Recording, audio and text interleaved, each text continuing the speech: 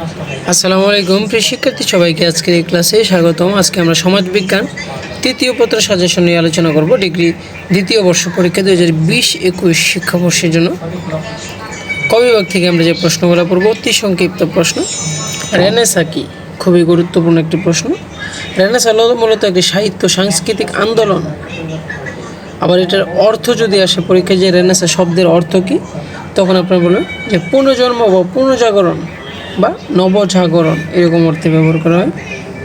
The Republic গ্রন্থের লেখক হচ্ছে দার্শনিক প্লেটো। প্লেটোর ন্যায়বিচারের ভিত্তি হচ্ছে যুক্তি ও প্রচলিত রীতি। প্লেটোর শিক্ষা ব্যবস্থার স্তর প্রধানত দুইটি, প্রাথমিক শিক্ষা এবং উচ্চতর শিক্ষা।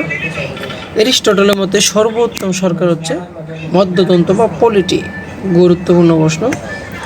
কোন রাষ্ট্র দার্শনিকের মধ্যযুগের স্থপতি বলা হয়? সেন্ট অগাস্টিনকে। দ্য পলিটিক্স গ্রন্থের রচয়িতা এটা হচ্ছে এরিস্টটল। দাসপ্রথাকে লিভিং টোলস হিসাবে আখ্যায়িত করেছেন কে? গ্রিক দার্শনিক এরিস্টটল। অগাস্টিনের মতে পৃথিবী কয় ধরনের সমাজে বিভক্ত? দুই ধরনের। কৌটিল্য অন্য দুটির নাম কি? চাণক্য, বিষ্ণুগুপ্ত। কৌটিল্য কে ছিলেন? কৌটিল্য ছিলেন প্রাচীন ভারতের বিখ্যাত দার্শনিক, রাষ্ট্রবিজ্ঞানী ও সমাজবিজ্ঞানী, যিনি চাণক্য ও বিষ্ণুগুপ্ত নামে পরিচিত ছিল। সুম্মা থিওলজিকা শব্দের অর্থ। সুম্মা থিওলজিকা শব্দের অর্থ হচ্ছে ধর্মের তত্ত্ব সমষ্টি বা ধর্মতত্ত্বের প্রধান একটি কথা। সেন্ট থমাস একুইনাসের মতে আইন কর্তৃপক্ষ চার প্রকার: শাশ্বত আইন, প্রাকৃতিক আইন, ঐশ্বরিক আইন এবং মানবিক আইন। একুইনাসের মতে প্রাকৃতিক আইন হচ্ছে মানুষের উপর ঐশ্বরিক যুক্তি বা প্রজ্ঞার প্রতিফলন। আসাবিয়া কি? মধ্যযুগীয় দার্শনিক ইবনে খালুদের মতে গোষ্ঠী ও সংহতি ধারণা হচ্ছে আসাবিয়া।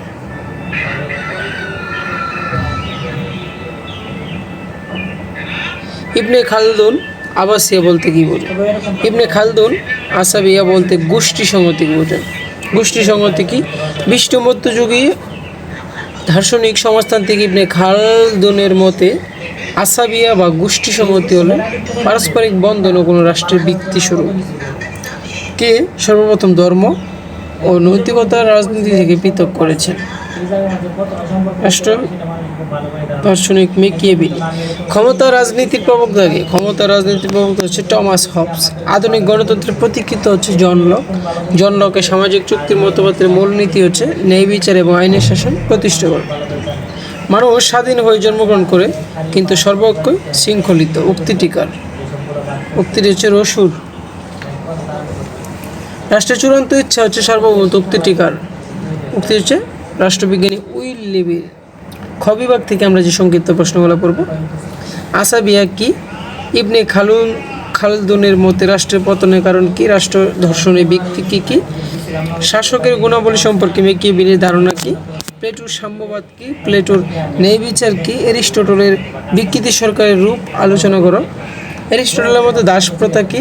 সেন্ট অগাস্টিনের দৃষ্টিতে বিধাতার রাষ্ট্রের বর্ণনা দাও। পার্থিব রাষ্ট্র ও বিধাতার রাষ্ট্রের মধ্যে পার্থক্য কি? কৌটিল্যর কূটনীতি সম্পর্কে সংক্ষেপে আলোচনা করো। একুইনাসের মতে প্রাকৃতিক আইন কি? আলোচনা করো। প্রাকৃতিক রাজ্য সম্পর্কে টমাস হবসের ধারণা আলোচনা করো। টমাস হবসের সামাজিক চুক্তি কি? জন লকের সামাজিক চুক্তি কি? সম্মতি তত্ত্বের গুরুত্ব লেখো। রুশোর সামাজিক চুক্তির বৈশিষ্ট্য সংক্ষেপে আলোচনা করো। এরিস্টটলের মতে বিপ্লবের কারণ সমালোচনা করো।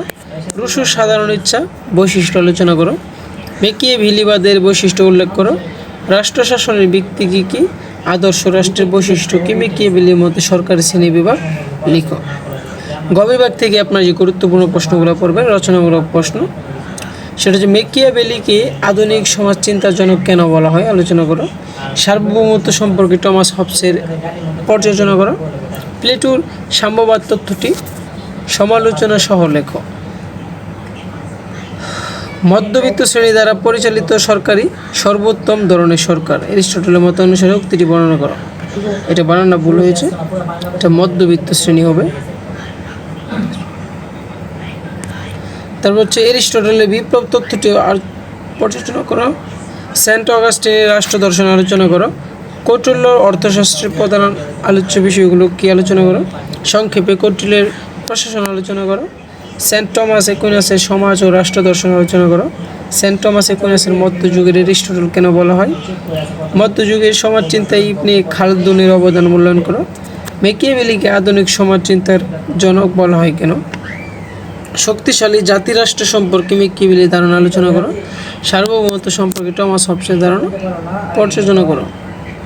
জন লককে সংসদীয় গণতন্ত্রের জনক কেন বলা হয়? জন লকের ক্ষমতা স্বতন্ত্রীকরণ নীতি আলোচনা করো।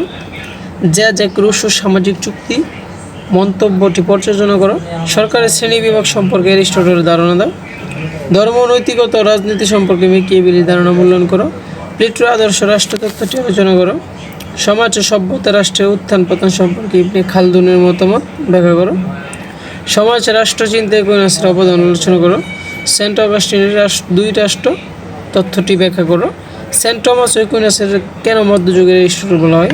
এই প্রশ্নটা দুইবার হয়ে গেছে। সমাজ দর্শনে ইবনে খালদুনের অবদান মূল্যায়ন করো। প্রিয় শিক্ষার্থী, এই ছিল আজকে আমাদের আলোচনা সমাজবিজ্ঞান তৃতীয় পত্র থেকে গুরুত্বপূর্ণ সাজেশন। আশা করি কমন পড়বে। সবাইকে ধন্যবাদ।